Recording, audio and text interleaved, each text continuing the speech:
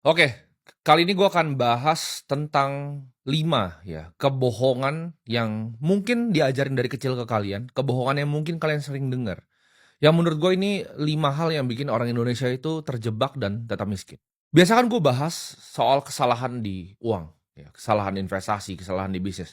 Sekarang kesalahan di hidup. Ya, ini spesifik di hidup karena menurut gue ini lumayan spesifik ke apa yang gue lihat di sekitar gue ya, dan gue perhatikan kenapa orang tuh ada yang bisa kaya, kenapa ada yang bisa nggak kaya. Dan ini kan kita ngomongin tentang kenapa hal-hal ini ya, kebohongan-kebohongan ini bisa bikin kita jadi miskin. Jadi pasti masih ada hubungannya sama yang gue bahas tentang uang. Yang satu lagi ya, ini kebohongan hidup yang gue sering lihat ya, yaitu orang kaya itu biasanya tidak jujur, ya kan. Orang kaya itu bikin uangnya biasa uangnya haram. Kalau misalnya kata-kata anak-anak Gen Z adalah big money never comes clean, orang bilang seperti itu. Uang yang besar tuh tidak pernah datang bersih.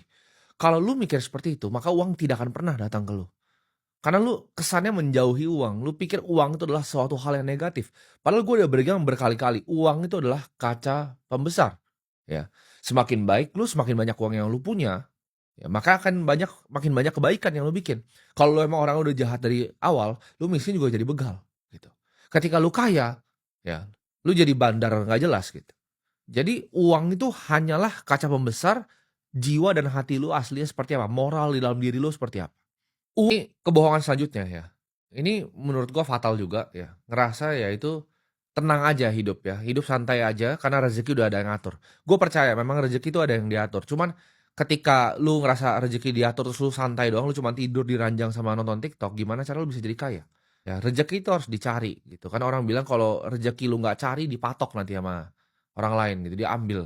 Lu harus kerja keras untuk bisa dapetin rezeki. Lu juga nggak jangan cuma jadi orang yang berharap dan cuma berdoa tanpa aksi. Ya berdoa tanpa aksi itu sama aja bohong gitu. Tapi gue pun percaya rezeki itu ada yang atur, tapi ya kita harus kejar rezeki kita sendiri. Jangan berarti rezeki ada yang atur terus lu leha-leha gitu. Ngarapin hasil ya lu tanpa lu belajar, tanpa lu buang keringat dan darah, tanpa lu buang kerja keras itu menurut gue gangguan jiwa dan sakit mental. Justru ya kalau konsepnya rezeki ada yang ngatur ya, berarti lu percaya kan rezeki ada yang ngatur. Lu harusnya jadi lebih berani untuk ambil aksi, lu lebih berani untuk ambil action, lu lebih berani untuk mulai sesuatu yang lu nggak berani mulai sebelumnya. Lu harus kerja keras untuk nyari yang namanya rezeki. Jadi jangan punya mindset seperti itu.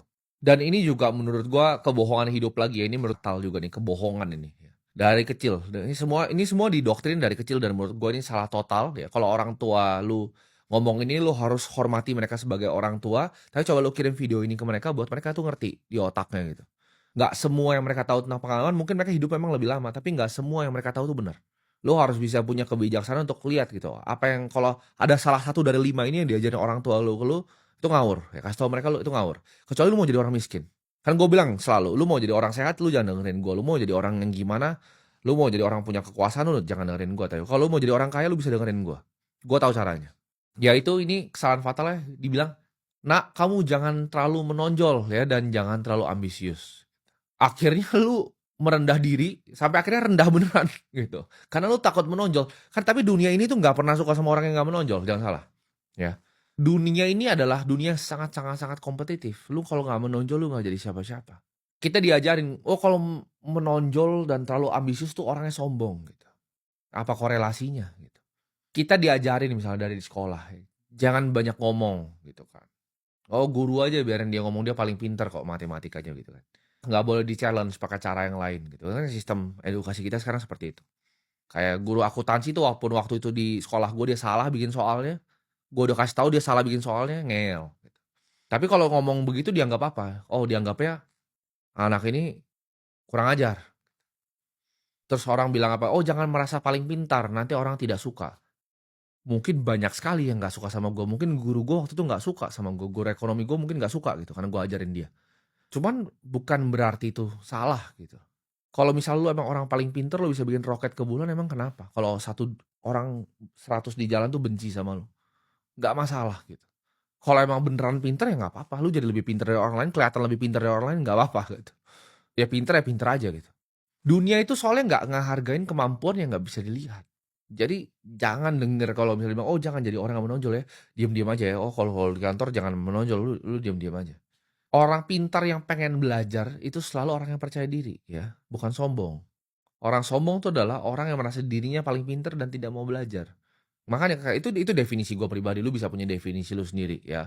Mau dari apa, gaya bahasa, lu nggak suka, tapi gue nggak pernah peduli. Lu harus bisa bijak untuk bedain percaya diri sama sombong. Batasnya apa? Kalau orang pintar dan dia masih mau belajar, itu artinya orang percaya diri. Orang pintar nggak mau belajar, artinya sombong.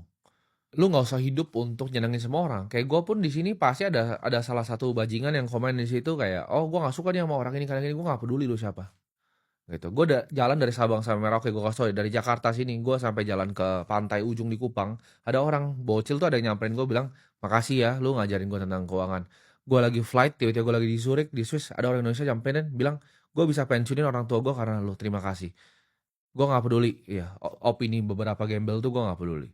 Gue nggak hidup di sini buat senengin semua orang gitu. Gue hidup di sini untuk satu misi yang gue punya, yaitu tadi gue pengen bikin sebuah perusahaan ya,